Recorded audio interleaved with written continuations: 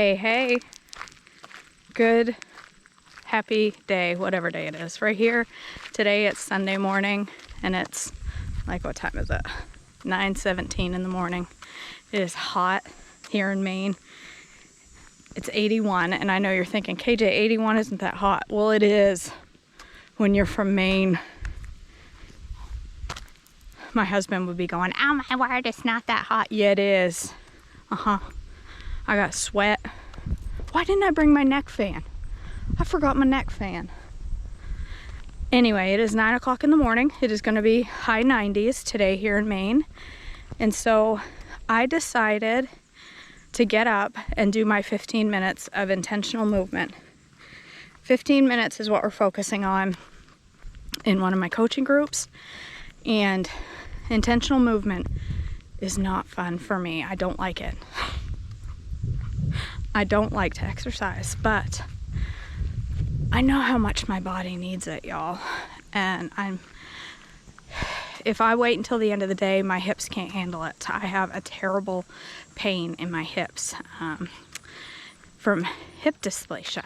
And if I wait till the end of the day and try to go for a walk, whoo, girl, it ain't pretty. So I'm getting up first thing in the morning and getting my movement in today.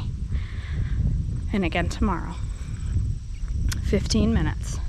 So why I really came here this morning was to talk about, for just a moment, faith over fear and what that looks like. I talked this morning, or I didn't talk, I read this morning in a devotional on my Joyful Daily Devotions here on YouTube. In my morning devotions this morning, I was in the book of Daniel. Daniel is one of my favorite books of the Bible. There are parts of it that completely confound me. And then there are parts of it that there are days that the book of Daniel cuts deep for me. And today was one of those days.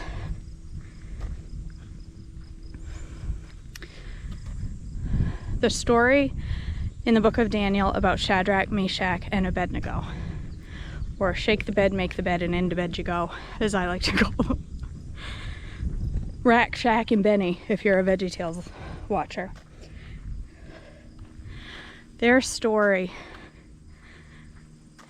just speaks to me so deep. Those three men,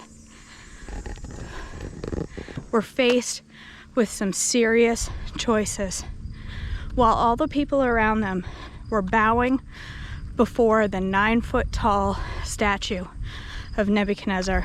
He built a 90-foot tall, 90-foot tall, 9-foot wide gold statue of himself. Talk about arrogance, right? This huge statue of himself. And he told people, when you hear the sound of any musical instrument, the lyre, the harp, the zither, the electric guitar, when you hear it, you are to bow down and worship this golden idol of me, Nebuchadnezzar. And everybody did it. Everybody did it. They didn't say, wait a minute, no.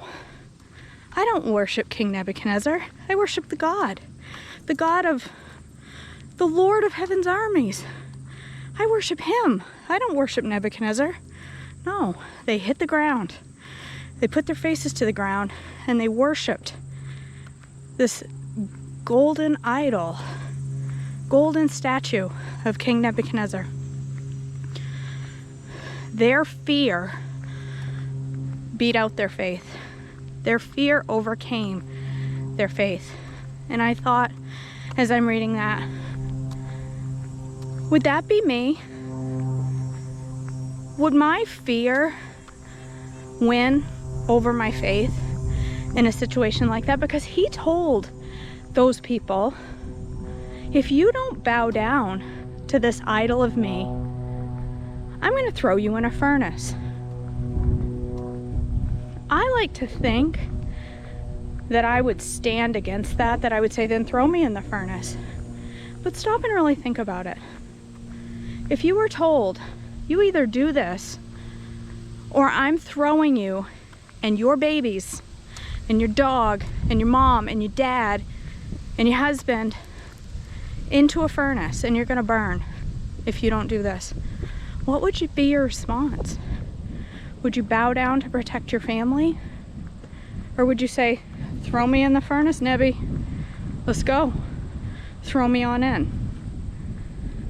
I hope that would be me. I hope that would be me, that my faith would overtake my fear. But would it? I don't know. Shadrach, Meshach, and Abednego said to Nebuchadnezzar, throw me in the fire, old man. You go right ahead. You chuck me in that fire. I'm not bowing down to you. You're not my God. And I will not worship you. The God said, my God said, have no other gods before me. And in they went. And the fire was 7 times hotter than normal. 7 times. Nebuchadnezzar said, heat that fire so hot that when the guards throw in Shadrach, Meshach, and Abednego, the guards will burn. That's how hot I want that fire. And those guards threw in Shadrach, Meshach, and Abednego and completely destroyed the guards doing the throwing. That's how hot the fire was. And when they were in there and Nebuchadnezzar looked in the fire, he said, I thought you threw in 3. Why is there a 4th? And why does he look like a god? Who is the 4th in the fire? I didn't throw 4 people in the fire, and yet there's a 4th. And not a hair on their heads was touched, not singed. They didn't even smell like smoke when they came out of the fire. Nebuchadnezzar said, come out. Come out. 3 came out, not 4. Because God was there with them in the midst of those flames. Not a hair on their head was touched. There was no smoke, smell. Their faith stood over their fear.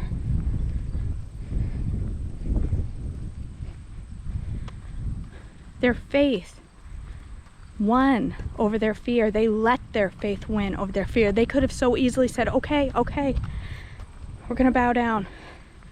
And they wouldn't have gone in the fire. But they let their faith win, and look at the outcome. That's who I want to be. I want my faith to win over my fear. I have fears in my life about so many things. I have fears in my life about the state of our economy. I have fears in my life about, will my coaching succeed? Will this YouTube channel ever succeed? Will things bottom out and it's no longer successful? Will my job survive the economy being the way it is?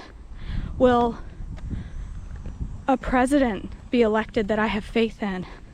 Will we go to war with China? Will we go to war with Russia? Big things. Little things in my daily life. Will I be able to afford eggs when they're up to $6 a dozen? Will gas get so outrageous that, I feel relief at $4.39 a gallon? I feel like things are going to be okay. But we all know that has happened before. The gas dips down and then it goes right back up. Will I be able to afford gas to get what I need? My dad has ALS. How is my dad, the fear of what's going to happen to him? So many fears.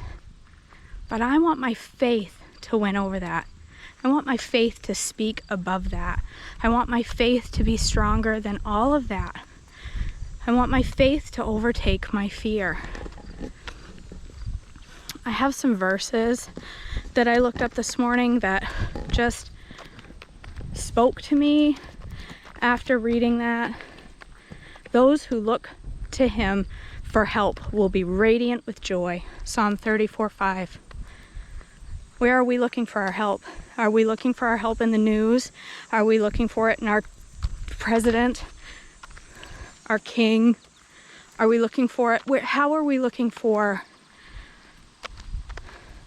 our hope? Are we looking to him for our help, to God for our help? Or are we looking to our circumstances? The only thing that's going to bring us joy is looking to him.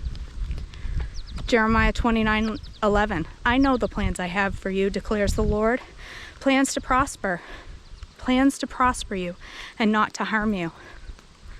He has plans for my life. He has plans for your life, to prosper us, not to harm us. So why is it so hard to put our faith and put our worry at the feet of the King when he flat out tells us he has plans for us?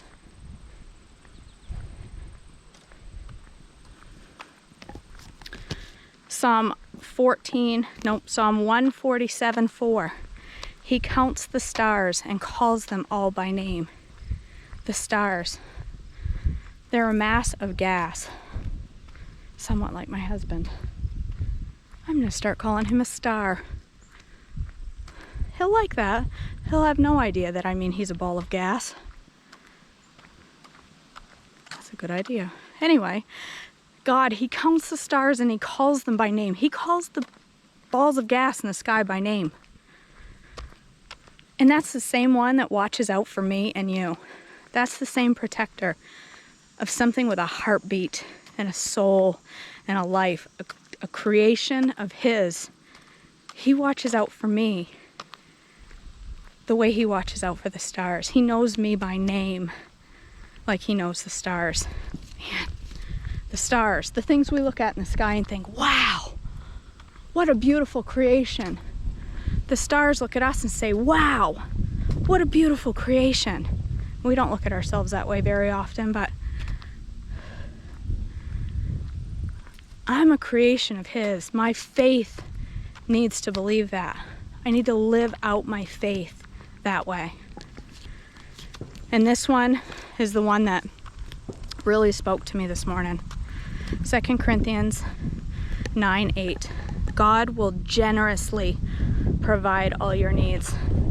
Generously. God just doesn't just provide for our needs, you guys. With everything that's going on right now, the economy in turmoil, the fears for our future, the future of our kids, God generously provides for our needs. He doesn't just provide, he generously provides. That word is massively important in that verse. It doesn't say he'll provide, it's he'll generously provide. That speaks volumes to me. It speaks volumes. Faith over fear. Do you have faith over your fear? Are you letting your fear win, or are you letting your faith win? That's my word of encouragement for you today. Have a wonderful day. I love you all. Go let your faith win, baby.